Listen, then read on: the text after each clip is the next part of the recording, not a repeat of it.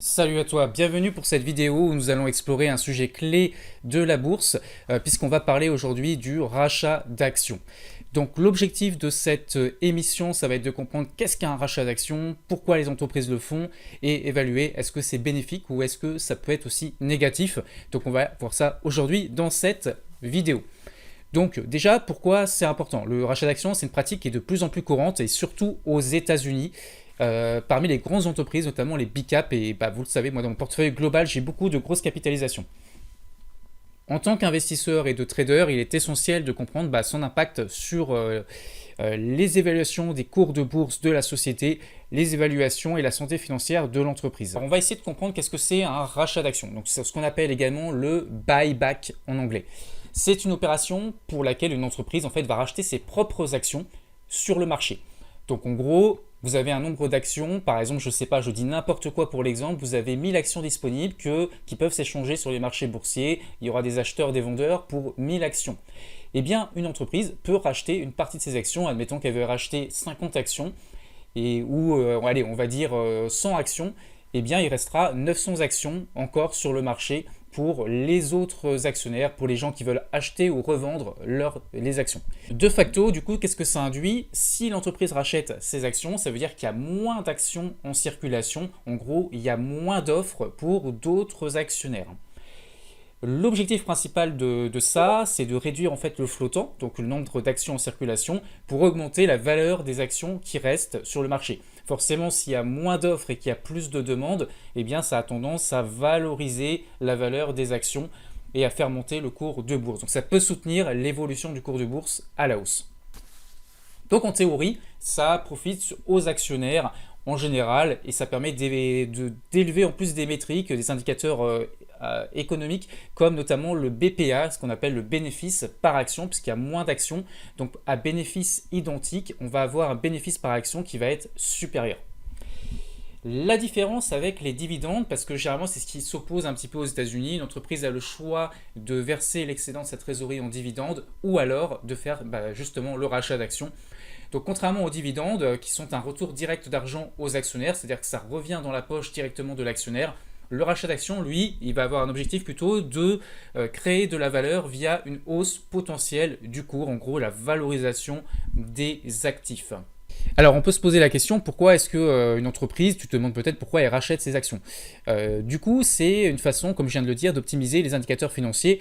Donc comme ça réduit le nombre d'actions, ça augmente le bénéfice par action et ça permet à l'entreprise d'afficher donc des critères, des indicateurs économiques beaucoup plus attrayants pour les actionnaires et du coup de donner de la visibilité à l'entreprise pour qu'elle soit plus attrayante. La valorisation perçue des actions, si le management estime que l'action est sous-évaluée, un rachat peut être vu comme un signal de confiance pour l'avenir. Et en plus, ça peut permettre de valoriser les actifs, bien sûr. L'utilisation des excédents de trésorerie, donc lorsque l'entreprise génère plus de cash dont elle a besoin ou qu'elle peut dépenser, par exemple pour ses besoins de CAPEX, ses projets de croissance, elle peut choisir soit du coup de verser un dividende, soit de racheter ses actions plutôt que de verser les dividendes qui en plus vont être fiscalisés.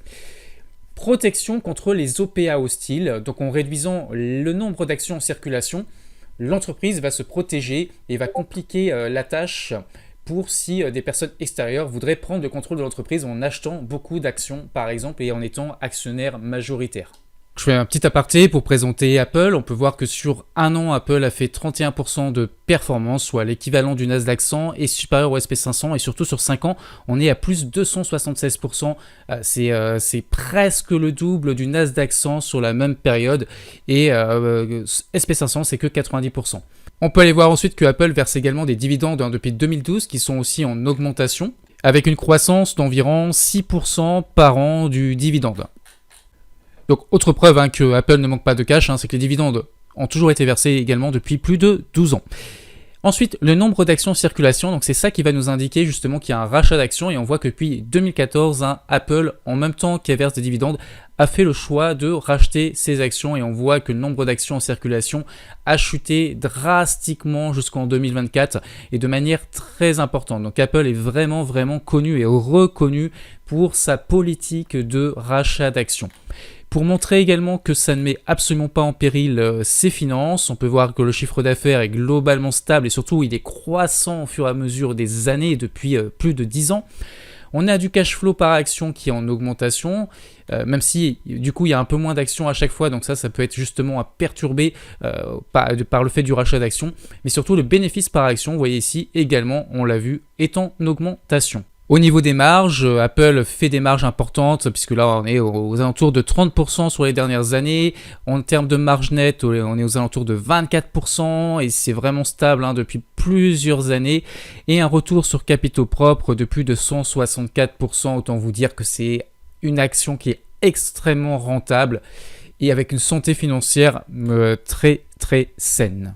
Alors maintenant on va voir un exemple concret sur le titre Apple.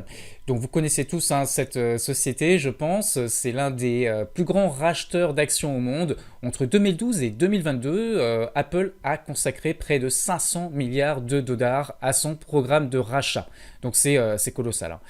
L'impact, ça a augmenté du coup, comme on l'a vu, le bénéfice par action. En réduisant constamment le nombre d'actions en circulation, eh bien ça a renforcé l'attractivité de la société. La hausse du cours de l'action, les rachats ont contribué à soutenir le cours de l'action tout en envoyant un signal fort, signal de confiance au marché parce qu'on se dit si l'entreprise rachète ses actions, c'est qu'elle a quand même confiance dans son business model et surtout à la valorisation de ses actifs dans le futur. On peut émettre quand même une petite critique. Certains analystes estiment que ces rachats pourraient être mieux utilisés pour des projets d'innovation ou des acquisitions stratégiques. Mais là, dans le cas, en l'occurrence d'Apple, en fait, elle fait tellement de cash, elle a tellement de trésorerie nette qu'elle ne sait plus quoi en faire. Elle ne peut pas le réinvestir. On est toujours limité, on ne peut pas investir comme ça si on ne sait pas sur quoi investir, quoi. En gros, donc le cash, soit elle le verse en dividende, soit elle fait ce rachat d'actions pour valoriser aussi les actifs que détiennent les actionnaires et puis notamment les gérants de l'entreprise, tout simplement, qui en profitent bien évidemment aussi. Donc en fait, tout le monde est gagnant, actionnaire comme dirigeant. On va voir maintenant dans cette dernière partie les avantages et les inconvénients du rachat d'actions. Donc on commence tout de suite par les avantages. Il y a 3 avantages et 3 inconvénients que j'ai notés. Donc premier avantage, c'est la création de valeur pour les actionnaires, vous l'avez compris. Donc moins d'actions en circulation, ça augmente la part relative de chaque actionnaire, c'est-à-dire chaque actionnaire va peser davantage dans l'entreprise. Le signal de confiance pour la deuxième raison, c'est le rachat qui peut indiquer que le management croit fermement dans les perspectives de son entreprise. Troisième avantage, contrairement aux dividendes, les rachats sont ponctuels et peuvent être ajustés à la situation financière.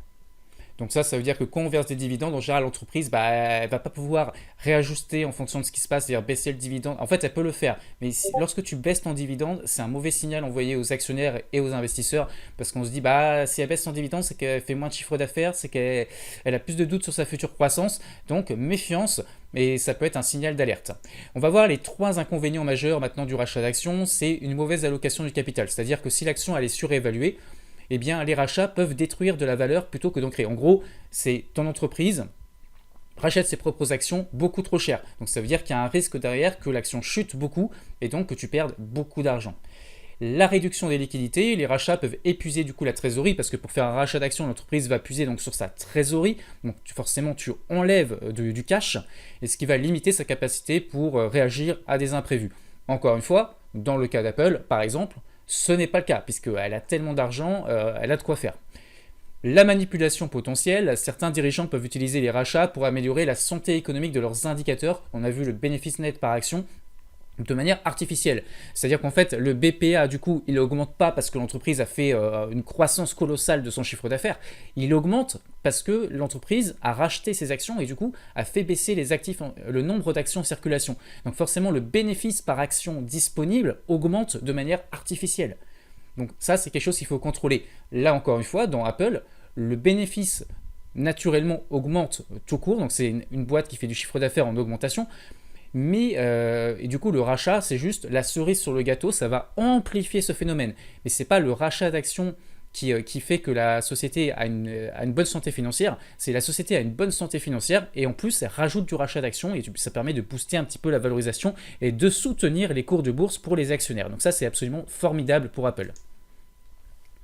Donc, si je devais te faire une petite conclusion de cette présentation, En synthèse, le rachat d'actions, c'est un outil formidable et puissant qui peut permettre de créer de la valeur et soutenir le cours de bourse pour les actionnaires. Donc pour toi, si tu es actionnaire par exemple de Apple, moi c'est mon cas. Cependant, il y a des risques et ça dépend de la capacité du management. Donc c'est pour ça que c'est très important d'analyser l'entreprise, son management, savoir pourquoi ils le font, la santé économique, bien sûr, en gros de l'analyse fondamentale, hein, tout simplement, pour prendre des décisions stratégiques. Petit message à toi, en tant qu'investisseur, donc il faut apprendre à analyser les motivations derrière un programme de rachat. Et puis regarder au-delà des chiffres et des indicateurs économiques de santé financière de l'entreprise pour comprendre si cette décision elle est alignée avec les intérêts à long terme de ton entreprise dont tu es actionnaire. Donc le rachat d'actions, c'est quelque chose qui se fait énormément aux États-Unis, qui jusque-là versait énormément de dividendes, mais qui commence à optimiser aussi un petit peu avec le rachat d'actions.